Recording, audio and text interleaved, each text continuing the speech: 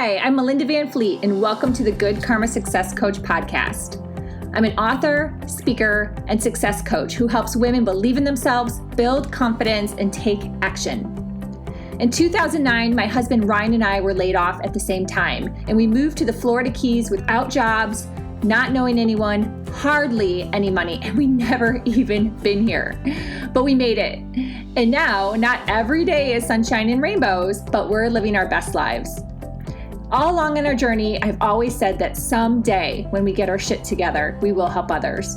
So each week, my intent is to be relatable and bring you tactical tips, tools, share my learnings and stories that can help inspire or transform you wherever you are in your career or general life and make an impact.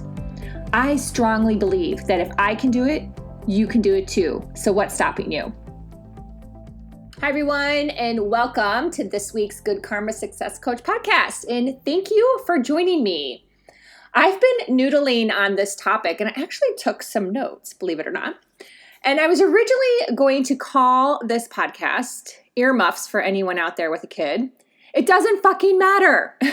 That's originally what I was going to call this podcast. I decided to rename it to How to Be Successful on Social Media and Feel Good. That title just felt a little better, but I do have to say that often in my head, I find myself saying, it doesn't fucking matter when it comes to some of these tips and stories I'm going to share about social media. So if you have been following me for a long time, you know that I'm really late bloomer to social media. I was definitely that person that thought it was narcissistic and a waste of time, which is something my sister reminded me about last week when I saw her in Indiana. And you know what? She was right. I definitely thought that way. I did not actually need it for my sales business that I had. So I thought, why are people sitting on social media, posting all these pictures of themselves? I thought selfies were things that were like, oh, really? Someone's posting selfies? Ugh. But now I have really grown to love social media.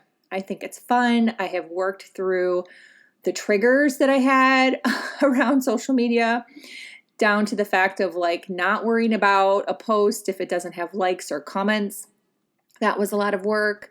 I worked on fear around social media in terms of getting on video, and if I don't say the right thing, oh my gosh, so much there. So many times I shot a video and took it down. Now I only take it down if there's something like really weird that happened, but for the most part, I leave them up. And if you follow me on TikTok, you can definitely see that like I go on TikTok with no makeup on and my hair's all over the place because I record those videos when I'm on my morning walk or my afternoon walk. So I've really gotten much more comfortable with social media on all the different platforms. So obviously there's this podcast and there's two of them. I have my YouTube video that I started in the fall. I have Facebook, LinkedIn. That's the longest platform I've been on. I started on that platform when I got laid off, but then I didn't need it anymore. And that's probably my least favorite, to be honest with you. TikTok, Pinterest, which I definitely have thoughts around. It's just not really the greatest platform for a coach. I just don't, all the analytics show that, it's just not really for coaching. And I can see that. It's more for eating, cooking, decorating, DIY. That's really that platform. Let's see, what else? What am I forgetting? Oh, Instagram, of course, right? Instagram. How can we forget about Instagram? So I have definitely been that person that has followed all the shiny objects. I have taken a course on pretty much everything. I haven't taken a course on TikTok, and that's probably been my most successful platform so far. And it's kind of funny, right? When you start to follow your intuition versus following what someone else is saying. And that's the point of this podcast, is it doesn't fucking matter. We're all following these people that built their platforms when it was a blue ocean. And it's so different now. So I have really come to throw out all the old paradigm, and I'm using quotations as I sit here, conventional wisdom, all of those things, and really just learned to kind of go with the flow And that's really what feels good. And that is what I hope to get across in this podcast, is to really figure out, what do you like about social media? What makes you happy? And build some content structure around those feelings. So if you are, number one, someone who hates social media, which there are many people out there that hate social media, and they are also trying to build a business at the same time, I would start first with that. Like, why do you hate it? I just thought it was narcissistic waste of time. And then I came to love it. So I didn't necessarily hate it, but I had some definite feelings around that I had to move through.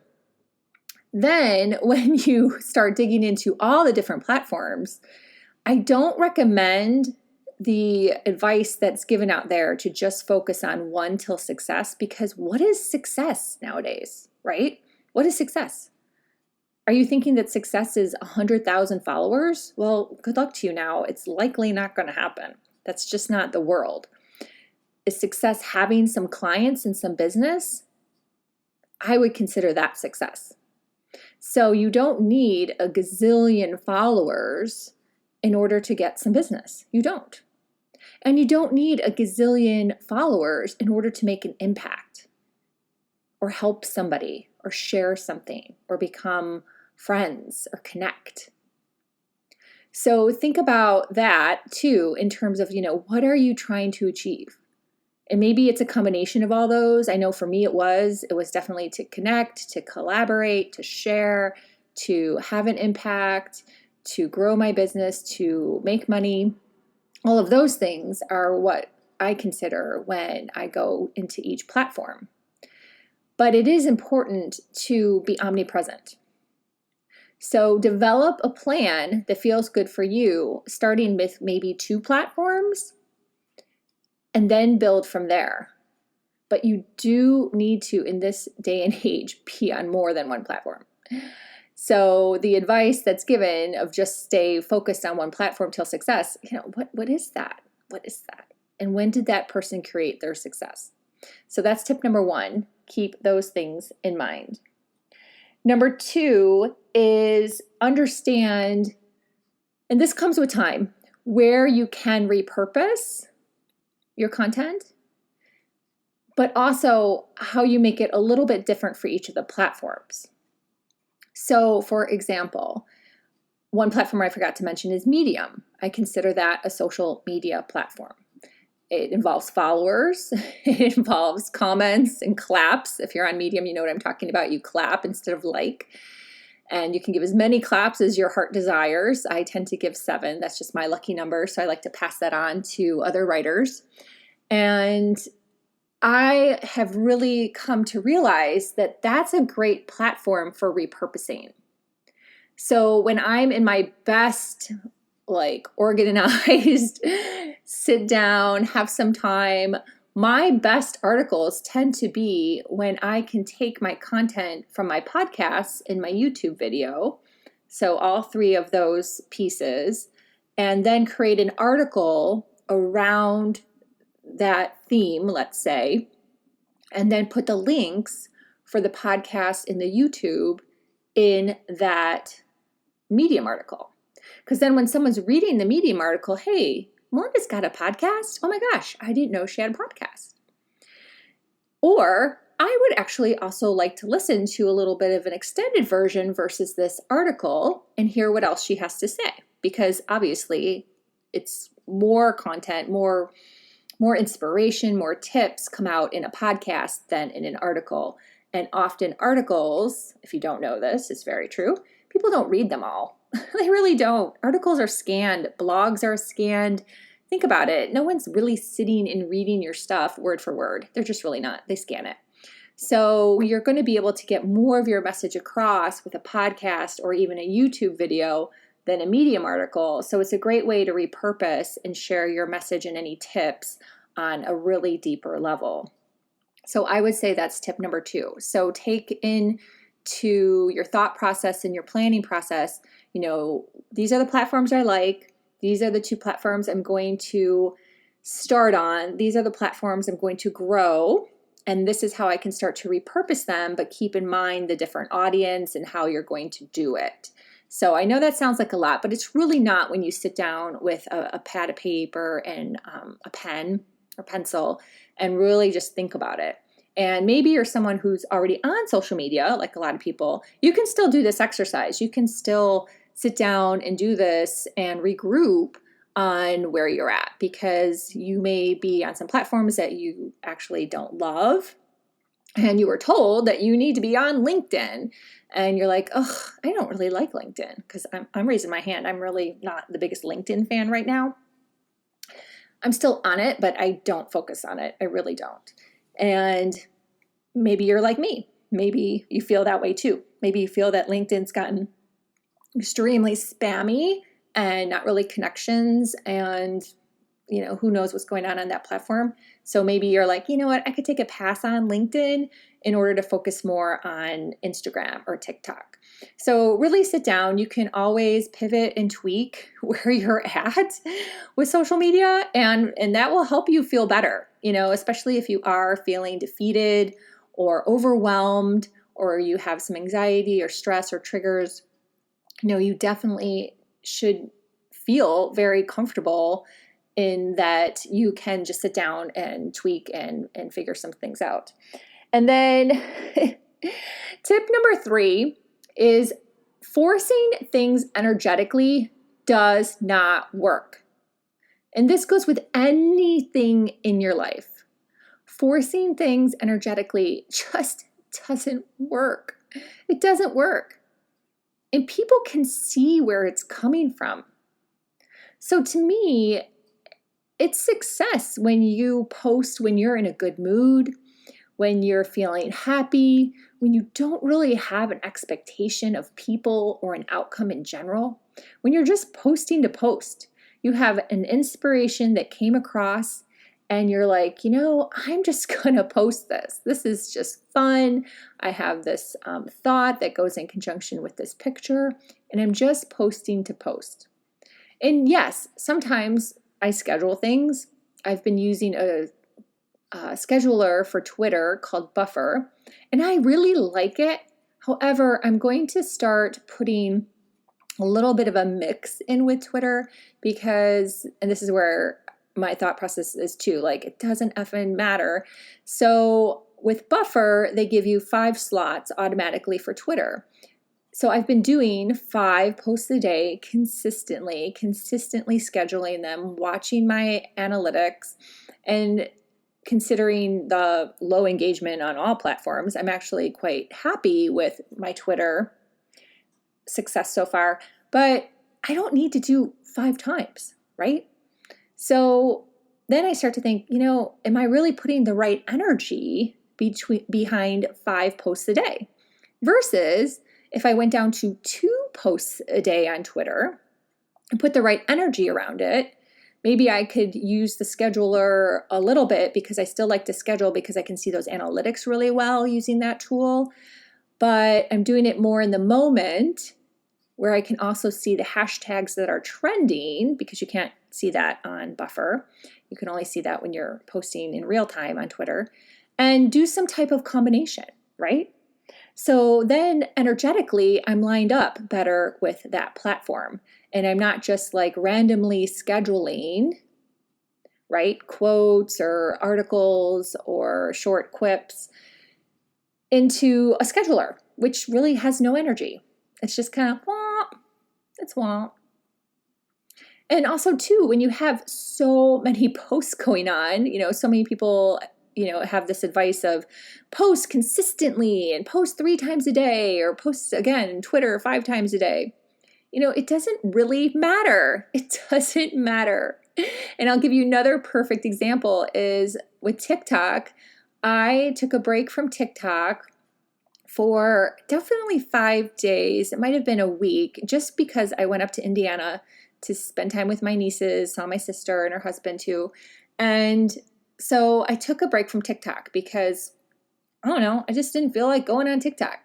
So on Tuesday, when I did my afternoon walk, I did a post on TikTok, and that post has been the best post that I've ever done. And I literally had a week of no posting and really not even being on the platform because I just spent a lot of time being present with my nieces and not worrying about social media, which felt good to me, right?